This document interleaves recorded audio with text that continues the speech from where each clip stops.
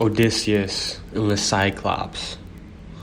After a long, violent, brutal, destructive 9-year Trojan War, Odysseus and his men were sailing back to Greece victorious. However, many men would not live to feel victory, as they passed away with honor in the city of Troy, which is modern-day Turkey. After sailing for weeks without much adventure, they landed ashore a small island. Odysseus scanned the island, contemplating whether the island was fit to search for food and supplies. Odysseus then noticed a much larger island when he heard the sounds of goats. Odysseus then ordered to leave this small island and head to the strange, massive, mysterious island. Once ashore, Odysseus and his men walked about 10 minutes inland when they came across a herd of sheep and all the food the men could imagine inside a gigantic cave. The men, celebrating with such a great discovery, slaughtered a few of the sheep in celebration and were just chilling in the cave, relaxing. With a thunderous, powerful stride, Odysseus and his men heard what they thought was a massive animal walking outside the cave. They then realized it was no animal, but instead a massive, enormous Cyclops. For a split second, Odysseus thought Polyphemus, the Cyclops, would not mind the men eating some of his food because they fought for Greece in the Trojan War. He was quickly mistaken, as Polyphemus closed the cave entrance with a huge rock only a Cyclops was strong enough to move. Polyphemus was as big as a house, and he had a single, huge, intimidating eye in the middle of his head. Polyphemus was one of the blacksmith Cyclops that helped build Olympus for the gods. Upset that the men slaughtered some of his sheep, and Polyphemus, intrigued that he got some variation in his diet, he would not allow the men to exit the cave. Polyphemus feasted on 2 of the men each day. He would pick up 2 of them and smash their heads on the floor. Bang, bang, bang.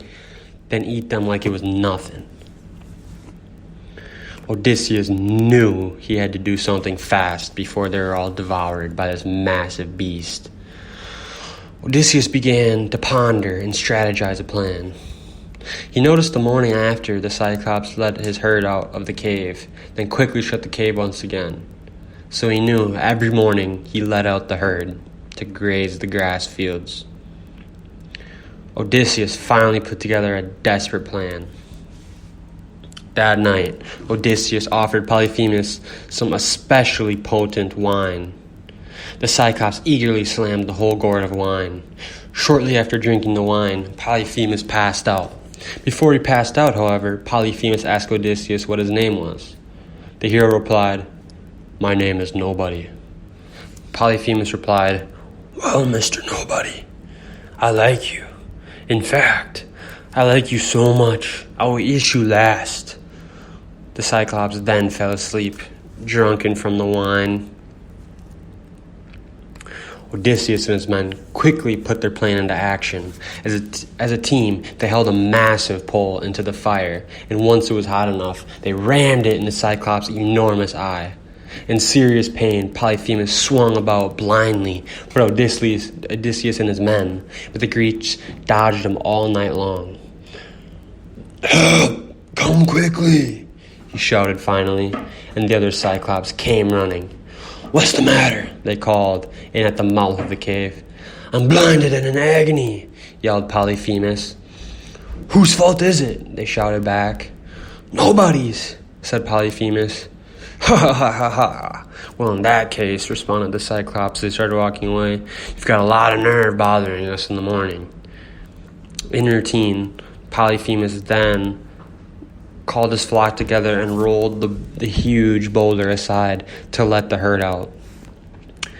He planted himself in the door to bar the Greeks' escape. Little did he know that Odysseus himself clung to a ram's belly, and so did his shipmates had escaped beneath the rest of the flock the same way, clinging to the ram's belly.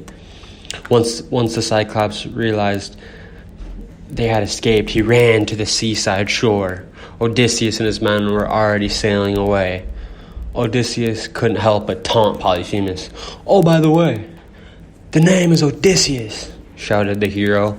Polyphemus threw a massive boulder at the crew but missed in rage.